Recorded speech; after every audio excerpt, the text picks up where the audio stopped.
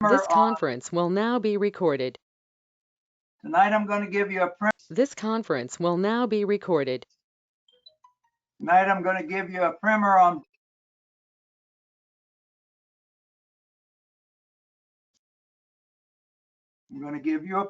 bridging around the world and in the military. The picture you see on the screen is the longest suspension bridge in the world. It's over 2 miles long, actually over 6,500 feet between the two piers. On the right, you see a picture of what holds that bridge up. That's a cable. It's 44 inches in diameter, not quite 4 feet. It contains 36,800 strands of wire. That's how suspension bridges work. Give you a little bit of information on bridging history. George, can I just ask a quick question? Sure. Those smaller cables, are they wound in a special way or anything? Yes, they are. Don't ask me how, but they are. A bridge is a structure that is built to span any physical obstacle without closing the way underneath, a body of water, a valley, or a road. The intent is to provide passage over that obstacle. What you see on the right is a arch bridge in Slovenia. It's over 100 years old. They built that in 18 days. It's the second largest stone bridge in the world. The first bridge made by humans were spans of cut wooden logs or planks. And then they changed to stone. I'm going to show you the picture of one of the very early stone bridges. Bridge design depends on the function of the bridge, the terrain where it's located, the material that's available to make it with, the load that's expected, and last and not least, how much money are they willing to spend to bridge an obstacle. Primary function of bridge members. What you saw earlier was a cable. That cable is to spread the load of the bridge among the structural members. The structural members are the piers and the abutments on the suspension bridge. The arch is the oldest known bridge structure. Rope bridges, suspension bridges, were used by the Incas in the Andes Mountains of South America. Thought you might like to see some interesting pictures. On the left is the Sydney Harbor Bridge that carries rail, vehicles, bicycles, and pedestrian traffics across the harbor in Sydney. That's also where the Sydney Opera House is located, I think, on the far shore. On the right, you see Tower Bridge in London, one of the most famous bridges in the world. Interesting story about Tower Bridge. When the city of Havasu, Arizona, heard that London Bridge was for sale, they thought this was London Bridge. So they went and bought it and found out this is Tower Bridge. What they got is that long arched bridge out in the desert. And then the last picture is just a country bridge to anywhere. On the left is the oldest known arch bridge in the world. It was built in the 13th century before the Common Era. It makes it 3,300 years old. It's a very, very functional structure today. It's used for foot traffic today. I thought you might like to see a picture on the right. That's a causeway in Ocean Springs, Mississippi. That causeway goes from Ocean Springs across a bay of the Gulf to Biloxi, Mississippi. That's what happened when Hurricane Katrina hit that causeway, just to give you an idea of how powerful Hurricane Katrina was. I went down there and worked on with a group of people doing disaster relief right after Hurricane Katrina hit. And we went and looked at that bridge, and it just is awesome to realize what force a hurricane has. Tell you a little bit about the Golden Gate Bridge. It was built during the Depression. It opened in 1937. It cost $35 million to build in 1937. I don't know if it was a WPA project or not. Somebody else might know that. That 35 million would be 1.5 billion today. It was at its time the longest suspension bridge in the world. It held that title for 30 years. During construction, they had a San Francisco earthquake. The towers swayed as much as 16 feet. People really thought it was going to fall. 11 workers died during the construction of that bridge. The original cost, Chris might know what it costs today, the original cost to cross was 50 cents each way in 1937. It has been closed 3 times in that 80 years because of weather. I'm not sure what kind of weather they've closed it for. I bet it has something to do with high winds. And I'm going to talk a little bit about what high winds can do to a suspension bridge. Next is Iron Bridge. I don't know how many of you have seen it. I've been there and seen this bridge. It is very, very interesting. But the first book on bridge engineering was written by an Englishman, Gautier, in 1716. That's the first time somebody actually sat down and put together, these are the principles, these are the kinds of formula that you need to use in order to build a bridge. Iron Bridge is in Colebrook, England. It's the birthplace of the Industrial Revolution. To the right of the bridge, along that side of the Severn River, are where the original manufacturing facilities were established that started the Industrial Revolution. It's a very interesting place to visit.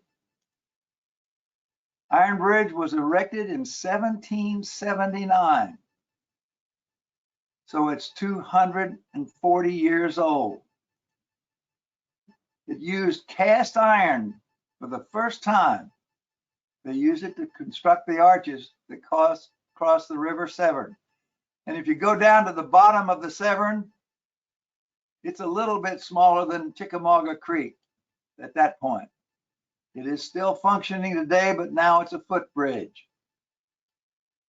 Now, I told you that there is some concern about wind with suspension bridges. I don't know how many of you have ever heard of Galloping Gertie. Galloping Gertie is a bridge that was built in 1940 across the Tacoma Narrows in Washington State. It spans the narrows of Puget Sound at that location. It opened to traffic in July of 1940. It collapsed into Puget Sound November the 7th of the same year. At the time of its construction, it was the 3rd longest suspension bridge in the world. The only bridges that were longer were Golden Gate and the George Washington Bridge. Now, you might want to know why it collapsed. It's often used as an object lesson in the necessity to consider aerodynamics and resonance in civil and structural engineering. What happened was a wind was coming down Puget Sound, and it wasn't the first time that they saw this happening. It just happened to be the worst. And what happens is the bridge sways with the wind.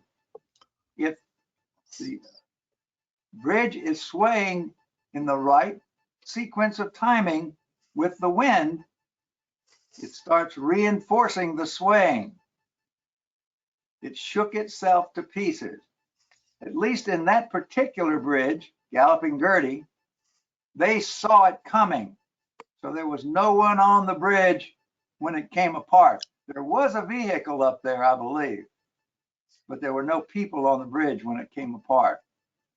Hey, George, Yes. there was one casualty. There was a guy that left his dog in his car. I think he was like the mayor, and he went up there to get the dog out of the car, and it was shaking so bad he couldn't get the dog out, and the dog went into the water with the car. Oh, I see. Okay. And now, by popular demand, I'm going to tell you some of my bridging stories. Hey, George, got a question. Yes. Did they ever rebuild that bridge Yes, they did. and And redesign it? they learned their lesson. I've been on the new bridge. It does not sway. I don't know exactly what they did differently. It's still a suspension bridge, I believe. Now, I want to tell you about my bridging experiences in the 237th Engineers. I was in Germany for 30 months with the 237th. We bridged the Rhine 3 times with a Class 60 bridge, and I'm going to tell you a little bit about the Class 60 bridge that we used to bridge the Rhine. But the entire battalion, 600 engineers, were working on the bridge at that point in time. We also bridged the Danube 2 times. For that bridging, we only used a single company, which was about 100 troops, and we used something called the M4T6, and I'm going to tell you about what the M4T6 looks like. We bridged the Jagst River twice, and we used the Bailey Bridge at the Jagst. However, in 12 months in Vietnam, we built 0 bridges. I suppose you could consider that a metaphor. That was not our function in Vietnam. I'm going to start by telling you a little bit about the bridge that we probably did more of than the others. We built timber trestle bridges. If we were going on a field training exercise or an annual training test, part of the test would be to build a timber trestle bridge. The ones that we built were not as elaborate as the pictures that I show. I couldn't find one quite as simple as the ones that we built. They were smaller, but we built them in the dark. And if you want to have some fun, try building a bridge like that in the dark. Now, start with the M4T6. It was in Ingolstadt in Germany. The first thing you do is you inflate these pontoons, and you can see them with the troops on top of them. They're not small. They're filled with an air compressor. Once the pontoon is full, you start laying this tubular decking, and that's assembled by hand. I forget what one of those decks weighed, but 2 people could handle it. Once you've got a pontoon with decking on it, you can then launch the bridge. But first you have to build a bridle cable. And just for comprehension, the bridle cable is the most important part of the bridge. It's what holds the bridge together. I have a good story about bridle bridges and having the wrong elevation of the bridle bridge, but I won't tell you about that. Then the sections can either be launched by hand, you can push them out from the shore, add another section, or that you can add them with a power boat. In our particular bridge across the Danube is a very, very fast flowing river at Ingolstadt, and we had to use boats. If you tried to launch it by hand, you would have driven yourself crazy halfway out. Now, when we cross the Rhine, we use the Class 60 bridge. You start the same way. You start with filling the pontoons with air. Then you start assembling single sections, and that has to be done with a crane.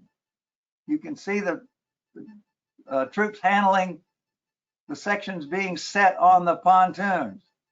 Once you have a bridle cable up, then you start putting the sections together with a power boat. And then last, the bridge is finished, 1,300 feet in 8 hours. And what we had to do was take a tank across the bridge to prove that the bridge was sound. 1 year, and it was the year I wasn't there, my company was on guard and detail, the bridge broke. There was a great deal of unhappiness in many groups of people. I guess the bridle cable broke. I don't know exactly what happened. In order to cross the Rhine, you have to close the river. So there was river traffic that was being held up. Usually it's only held up for about 8 to 10 hours. In this case, it was held because then what they had to do was go back and reassemble. They still had to finish the bridge and get a tank across. It wound up taking them almost 24 hours, and there were a lot of unhappy Germans out in the middle of the river. Now here's what a Bailey Bridge looks like. If you notice on the left, upper left, you see a lot of troops working with the bridges. A panel, this is all handwork. There's no heavy equipment involved at all. Those panels that you see, and you see two panels side by side, but an individual panel weighs 600 pounds. You had to pick them up. So it took 6 men to pick up a panel and put it in place. Once you've got the panels in place and you've got the decking on, then you start launching it again by hand, pushing it across the river. The most interesting aspect of the whole thing was you have to cantilever the bridge in the back or you'll have it fall into the river. Bailey bridges were a very interesting bridge to build. On the right, you see a double stacked Bailey bridge that they used to actually cross the Rhine. I did not ever see that done. That must have been quite a project. Is there a limit, George, is there a limit on the length of a Bailey Bridge, how long you could use it? Yeah, and I'm not sure. The bigger problem isn't the length of it, it's how much it takes to cantilever it. If you think about it, the further out you go, the more weight you've got going over the fulcrum. And so what you do sometimes is you use single widths just to get it over, and then you go and assemble it once you're on the far side. The river that we crossed, the Jagst, was maybe, I want to say 120 feet, and I'm not sure. That's probably about as far as you'd want to build it. This is the M104 Wolverine heavy assault bridge. It sits on the chassis of an M1 Abrams tank. There are 44, I did not know this, there are 44 currently in service in the Army. It can support a 70-ton vehicle across a 25-meter gap. Now I'm going to tell you some stories about bridges in military history. The first one is the Angers Bridge. It was a suspension bridge built over the Main River in Angers, France, built between 1836 and 1839. It was one of the very early suspension bridges. It spanned 100 meters with 2 wire cables. The deck was 7 meters wide. The towers were cast iron columns, 5.47 meters tall. The bridge collapsed on 16 April 1850 when a battalion of French soldiers marched across it. 200 soldiers died when that happened, and they did not have they were not marching in unison. They knew that they shouldn't do that because of the resonance from the marching, so they were marching route step, but there was a wind coming down this river. The men who were on the bridge actually acted as a sail. They caught the wind and they caused resonance. The oscillation of the bridge increased. The cables broke first, and then the towers failed. They dropped the deck into the water and threw the soldiers into the water. Now to go on to bridges and battles, famous battles in history. First, Burnside's Bridge at Antietam. Jerry will remember Antietam and Burnside's Bridge, right? Antietam, September 1862. Yes, I think we got a picture of us on that bridge, George. Yes, we do. Lee was outnumbered. He was on this side of the bridge. The Union Army was on this shore. Lee was outnumbered, but McClellan used his army piecemeal, and Burnside's attack didn't occur until the afternoon. The heaviest fighting had actually already occurred on the right wings of the Union Army, the left wing of the Southern Army, and in the center. So he attacked on the right first. When that didn't work, he attacked in the middle. When that didn't work, he attacked on the left. Had he attacked all three with any type of simultaneity, Lee could not have stopped him because he didn't really have enough troops to be defending the whole battlefield. In the late morning and early afternoon, Burnside was stymied at this bridge trying to cross Antietam Creek. And you'd think that they could get across the creek on foot. It isn't that deep a creek, but they were stopped at the bridge for several hours. By the time he crossed in force, A.P. Hill's Light Division, who had actually been 15 miles away at the time the battle started, he was by then on the field with the reinforcements. The Union assault was blunted and Lee escaped. We saw Burnside at another bridge 3 months later. Now I'm going to talk about a battle I don't know very much about called Davis's Bridge in Tennessee. 5 months after Shiloh, the Battle of Davis Bridge was fought on October the 5th in Hardeman County, Tennessee. It was the final engagement of the Iuka-Corinth campaign.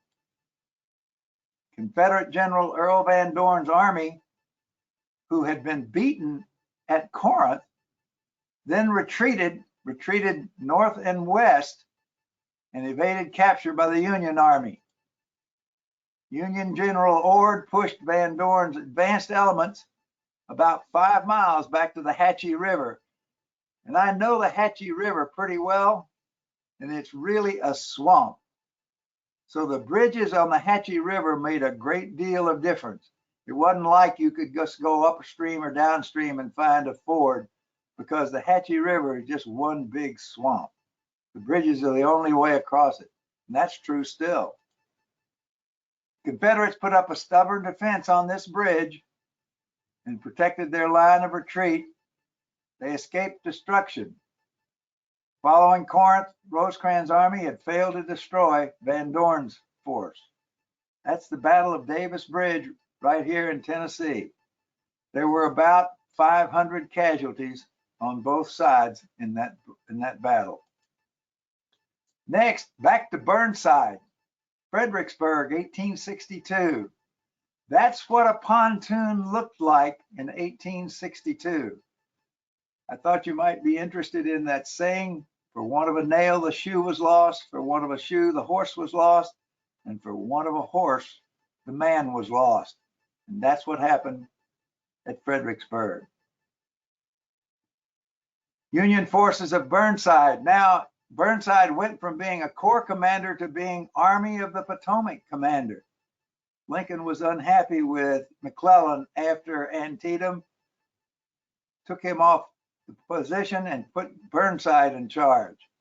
Burnside's plan was to outflank Lee, who was west of Fredericksburg. Burnside arrived at the Rappahannock, and again, Jerry, we've been here too, well before Lee did. He could have crossed the river and gotten to that high ground where we stood and watched. Burnside should have been there before Lee was. The road to Richmond would have been open. Lee would have been flanked, and Lee was caught out of position.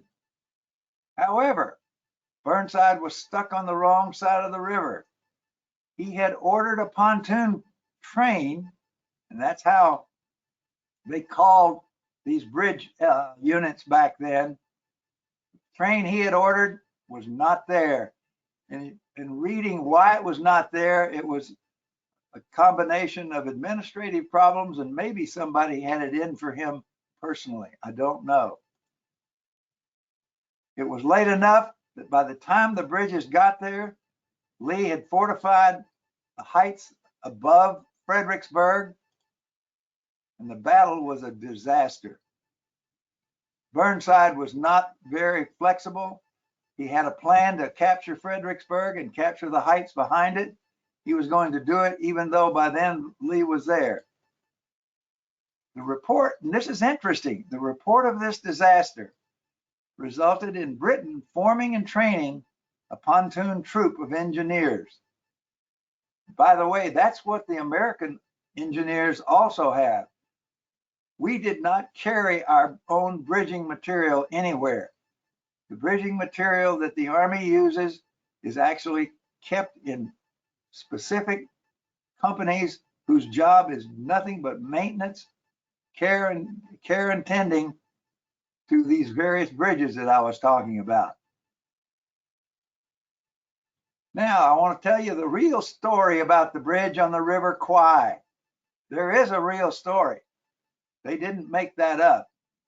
The bridge that you see on the left was the bridge in the movie, but the bridge on the right is the bridge of the River Kwai. The Japanese found British plans from the 1880s to build a railroad into Burma. It became a priority to the Japanese. Jerry's talked, remember, about the Burma, China-Burma, India theater, about the fighting in Burma. Well, this railroad was the Japanese way of attempting to maintain logistic support for their troops in Burma. The Japanese command ordered the railway to be built. At that time, it was only 50 miles from west of Bangkok. They were going to extend it 250 miles up through the jungle to Burma. Camps, like the camp that you saw in the movie, the River Kwai, were spread out throughout that whole 250-mile route, connecting Burma with Thailand. There's a book called The Railroad of Death that might be interesting to read. It's the original account of the River Kwai Railroad. The railroad was actually completed, not like they showed you in the movie, in October the 16th, 1943. An estimated 12,800 Allied troops and 90,000 natives died while working along the railroad. In June of 1945, the RAF destroyed this part of the bridge. This part is the original bridge that was built when they built it in 1943. So until 1945, the railroad was operational. Now you know the rest of the story about the River Kwai. This is what it looked like to work on that railroad. And I thought they did an excellent job with the movie portraying construction work. Now, another bridge that some of you might know about, since Leonard's not here, I guess there's nobody that was on the Band of Brothers tour, is called Pegasus Bridge. June the 5th, 1944, a reinforced company of British glider infantry assaulted Pegasus Bridge across the Caen Canal. And if you look in the picture, what you'll see is that's what a glider looked like. 3 gliders all landed in the dark on a field nowhere near as big as a football field. It's just absolutely amazing that they were able to get these glider troops down on the ground safely. And not all of them were safe. A glider did not land like a conventional aircraft. It crashed. A pair of small bridges was situated southeast of Sword Beach. This is the Brits now. The mission of the glider troops was to seize the bridges across the Caen Canal and also the river that runs through Caen, and I don't have a picture of it. The detachment of Royal Engineers came with the infantry. Their job was to disable demolitions that had been placed on the bridge because they anticipated that what the Germans would do would be to blow up this bridge. The bridges were actually guarded by about 50 men. They were mostly conscripts, Poles and Russians, with a few older Germans mixed in. For the sentries, the attack, and there weren't that many glider troops. There were maybe 80, but they're crack infantry troops just like our airborne. For the sentries, the attack was overwhelming, and they soon surrendered. Subsequently, the Germans counterattacked. They even brought tanks to try to recapture the bridge, but they were all unsuccessful. At 13:30 hours on D-Day, the glider men heard the bagpipes. Their job was done successfully. Operation Market Garden. I don't know if everybody is real familiar with Market Garden. That was the British plan to go through the Netherlands and over across the Rhine. It was supposed to be done in 4 days. The operation actually lasted a little over 8 days, and it was not successful. The objective was to create a 64-mile salient from where the Allied troops were to begin with, crossing the Rhine. Once they were across the Rhine, they then had open access to the German Ruhr. With 20,000 troops by parachute and 14,000 troops by glider, it was the largest parachute operation in history. There were 5,000 aircraft involved. It was the 101st Airborne, the 82nd Airborne, and the 1st British Airborne. The ground advance was delayed by the initial failure of the airborne unit to secure this bridge here at Zorn-et-Brugel. They also, the 82nd, failed to secure the bridge at Nijmegen. However, it was not destroyed. The bridge at Zorn was destroyed before it could be captured. According to the people on the Band of Brothers tour, the American forces were actually in sight of this bridge as it was being blown up. That's how close they came to capturing it. That time, a prefabricated Bailey Bridge was built over the canal by British sappers, that's British engineers. This actually delayed the advance by about 12 hours. And when we listened to the guy talk on the tour, he acted like it was much more significant than a 12-hour delay. What they said was the Bailey Bridge was not up at the front of the column. They could only really advance on a very narrow corridor. And by the time they got the bridge up, they had lost 12 hours. But that's not where the operation went south. The 82nd Airborne's failure to capture the highway bridge over the Waal River at Nijmegen delayed the advance by another 36 hours. So now they're 48 hours behind schedule. And they're in Nijmegen. That's nowhere near where they wanted to be. The bridge too far. This is Market Garden. Don't know how many of you have seen this movie. This is the bridge at Arnhem. The British 1st Airborne landed some distance from the bridge. And what happened, they expected to be behind German lines. And what they ran into was the 9th and 10th SS Panzer Divisions. Both of them had been withdrawn from the main line of defense down to the south in Holland, and they were being reconstituted. So they were not in first-class condition. However, airborne troops against panzer divisions is not a fair fight. Only a small force of Brits were able to reach the Arnhem Road Bridge. The main body of the division was halted on the outskirts of town.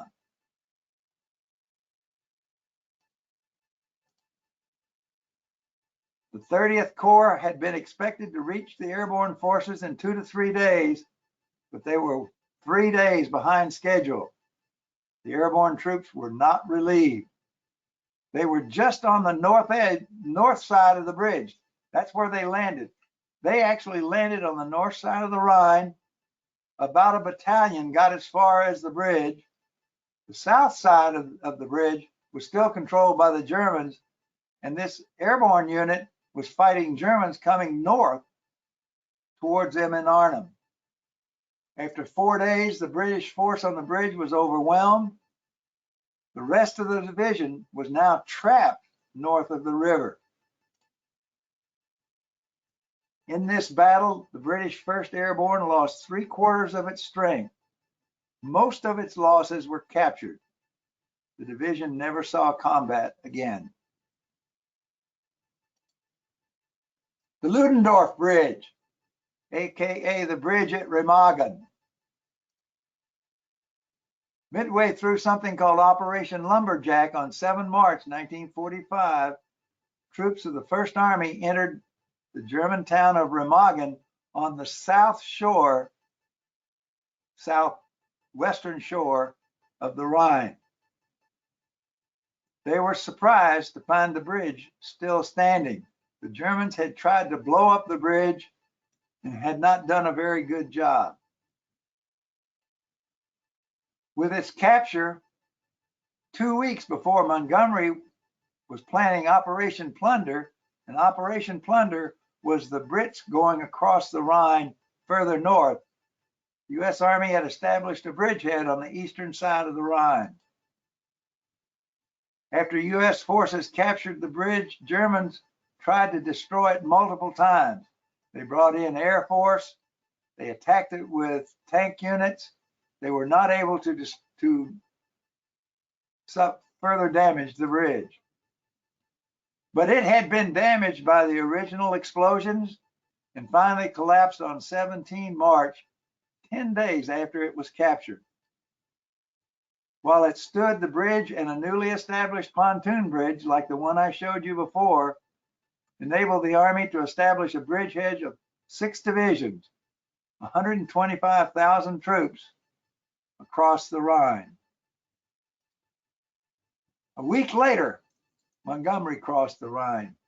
I thought you'd like that postscript. Hey, George, Hey, how did Montgomery get across? Did he build a pontoon bridge? yes, and boats. In other words, what you did was you took a certain number of troops across in boats and established a beachhead. You can't go across the river until you've got control of the far shore. I don't know how. I mean, he actually, I think, carried light tanks across in these boats. So he established a bridgehead on the east shore and then started building bridges across. I understand. Conclusions. There are more than half a million bridges in the United States. They cross streams, valleys, and railroad tracks. There are actually 6 bridges in Chattanooga on the Tennessee River. I don't think any other city has as many bridges. And as we said before, there was a 20-year period where there were no bridges across the Tennessee. The Union Army built a military bridge there during the Civil War. It was blown away in a storm, flood in 1867, and it was 20 years later before there was the first bridge. Bridge maintenance. You've heard this before, but I can assure you there's a lot more to it than just smoke and mirrors. Bridge maintenance is essential. They both monitor and test the conditions of the bridge every 3 to 6 months. Then there are tests and inspections every 2 to 3 years and a major inspection every 6 to 10 years. In Europe, the cost of maintenance is higher than the spending on new bridges. Most bridges are utilitarian, but in some cases, the appearance of the bridge is of great importance. This is the case of the large bridge that serves as an entrance to a city or crosses over a main harbor entrance. You should see some of the bridges that people are building today. I mean, they are really elaborate. Weather-related bridge failures continue to outnumber those of design-related failures. We still have something to learn about building bridges. Military bridging, and this is just a personal opinion, appears to be ancient history. I don't think we have stopped conducting bridging exercises in the engineers, but I don't know that we will ever build another bridge in a combat situation. And that's all I got for today, guys. Questions? Hello? George, I just had a personal comment.